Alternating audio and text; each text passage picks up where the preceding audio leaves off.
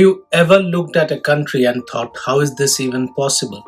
I mean, Switzerland, this small, landlocked country in the middle of Europe.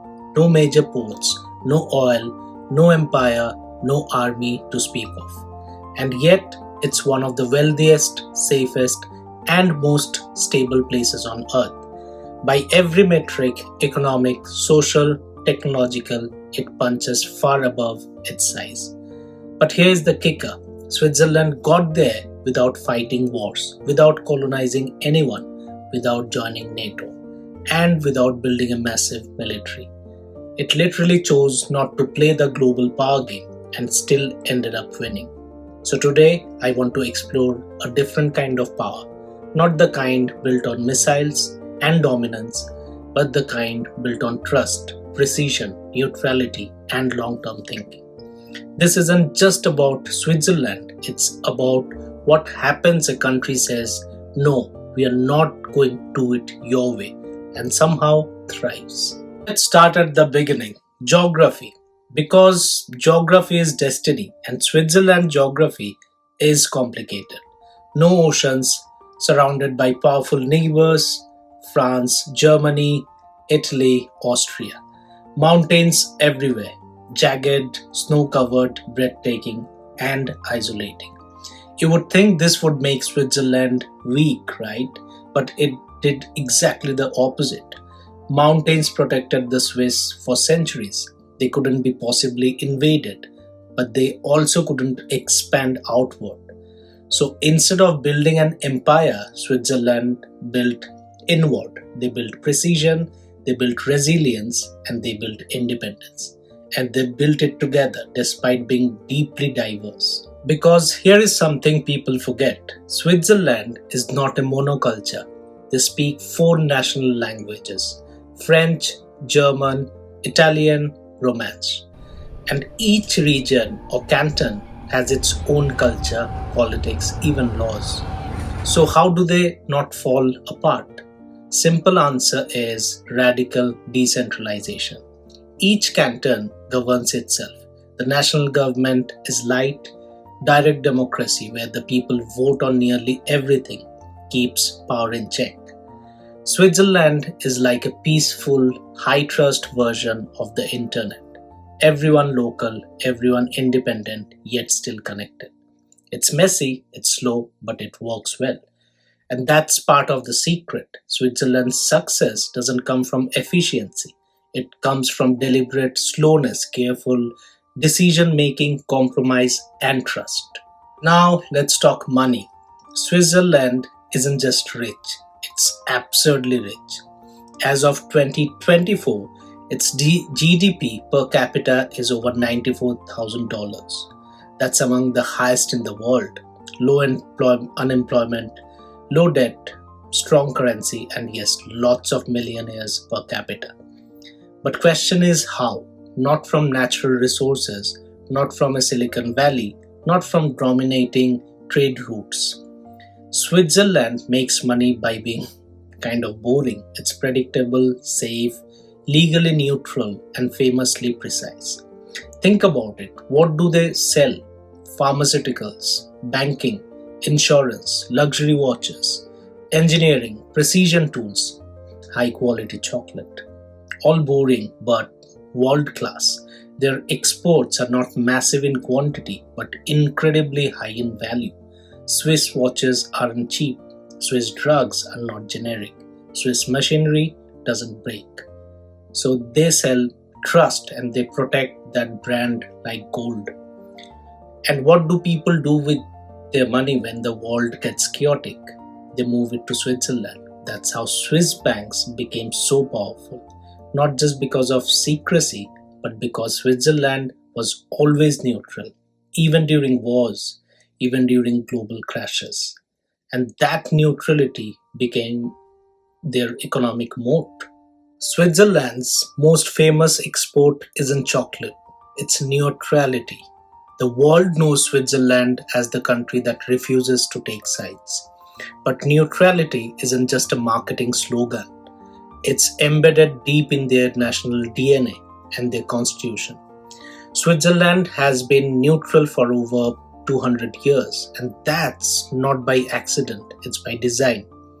If we go back to 1815, the end of the Napoleonic Wars, the major European powers, Britain, France, Austria, Prussia, came together at the Congress of Vienna, and they agreed on one thing: Switzerland would stay out of everyone's wars. Not because they loved the Swiss, but because everyone needed a buffer. So neutrality wasn't just self interest, it was a collective interest. The Swiss embraced it. They didn't build a big army, they didn't join military alliances, they didn't pick fights, they stayed out. Even during World War One and World War Two. Now think about that. Nazi Germany on one side, fascist Italy on another, France collapsing, Austria annexed, and Switzerland standing untouched. How? Well, it's complicated. First, geography helped. Mountains made invasion costly. Second, Switzerland made itself too annoying to occupy. Every adult male was trained in self defense. The army wasn't big, but it was everywhere. The terrain was fortified, the bridges were wired with explosives, and tunnels had collapse mechanisms. Switzerland's strategy wasn't to win a war, it was to make invasion so painful no one would bother. They call it armed neutrality. It's not pacifism, it's not isolationism either. It's deterrence, quiet, prepared, resilient. And here's the kicker: the Swiss never completely demilitarized.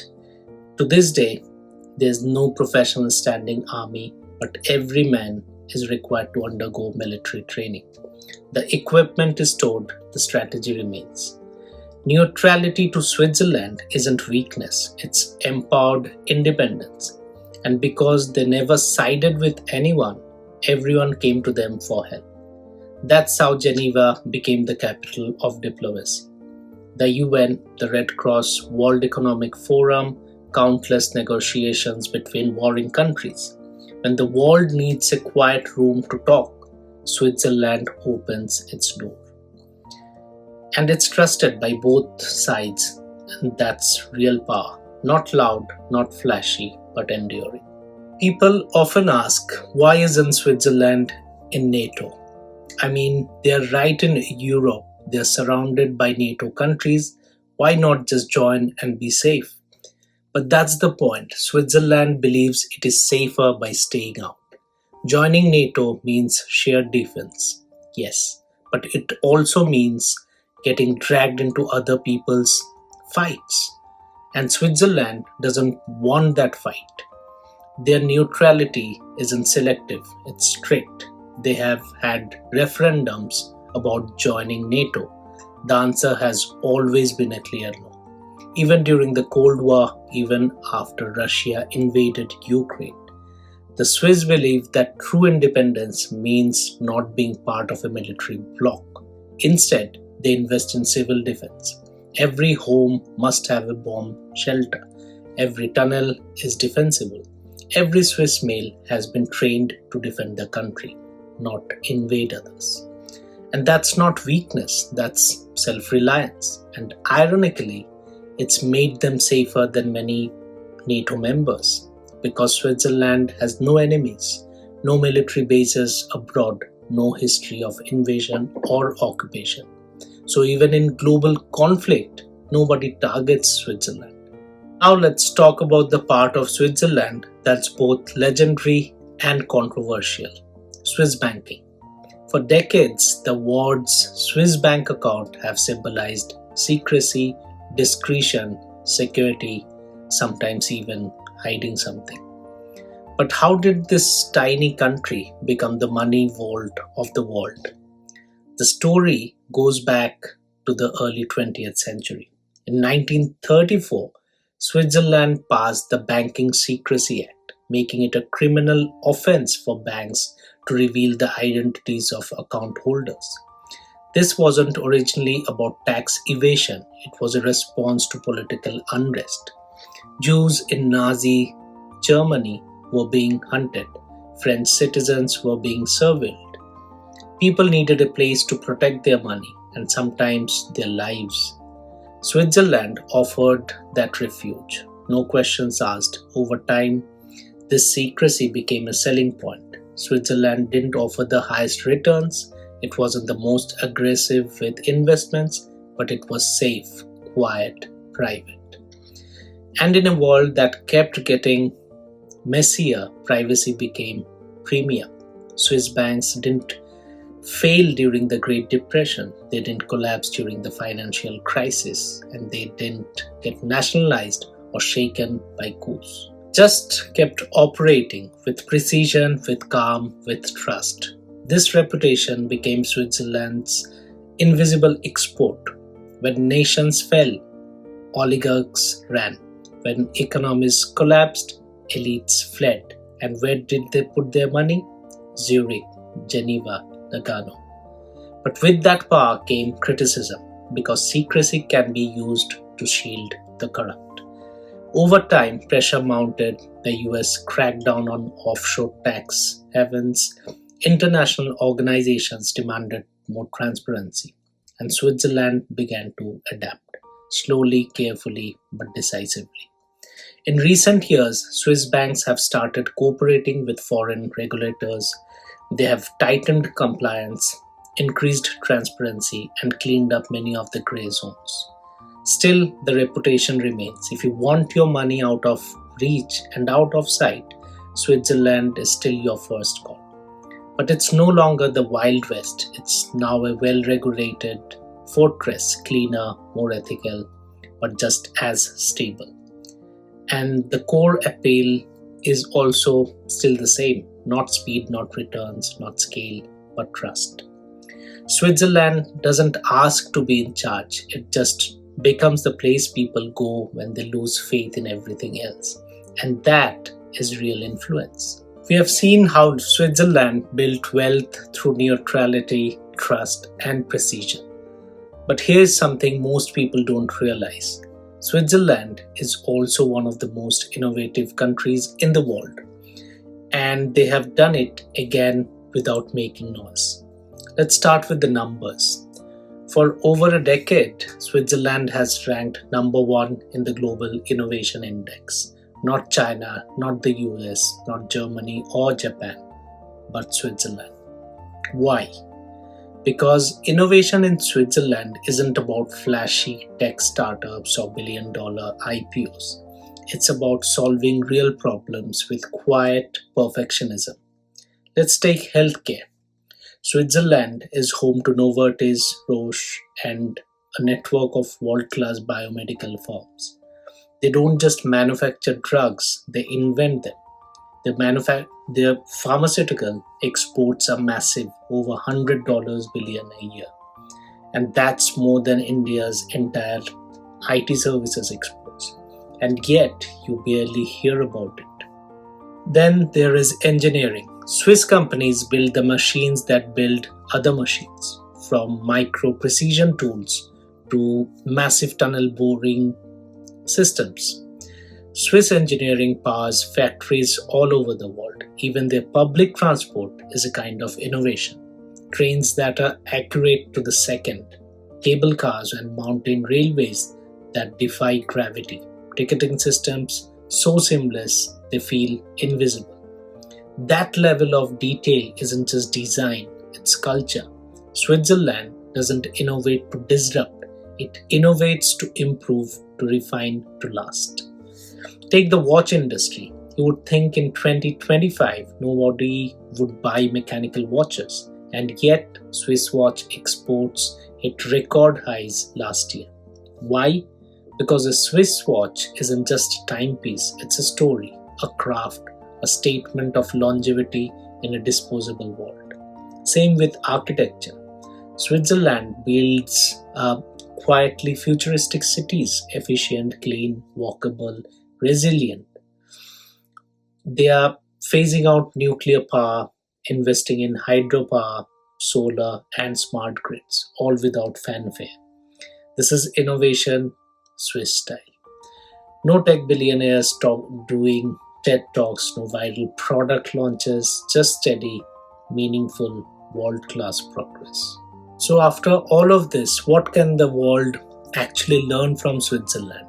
Can countries like India or the UK or US copy the Swiss model? Honestly, not exactly. Switzerland is a product of very specific conditions: a small population, centuries of decentralization, natural borders, cultural discipline, a commitment to neutrality and independence that most countries couldn't afford. But there are lessons we can borrow, like the value of long term thinking, the power of trust in government, in institutions, in each other, the strength of local governance over centralized control, and the quiet power of doing things really, really well. Switzerland doesn't try to dominate the world, it just tries to master its own craft, its own system. And by doing that, it became a country others trust, depend on, and admire. In a world obsessed with speed, Switzerland is slow and strong. In a world chasing scale, Switzerland chooses quality. And in a world loud with opinion, Switzerland listens, compromises, and decides together. That's not flashy, it's not viral, it's not always exciting, but it works well. And sometimes that's the most powerful thing of all. Switzerland didn't want to lead the world, it just wanted to be left alone. And somehow that made it unstoppable.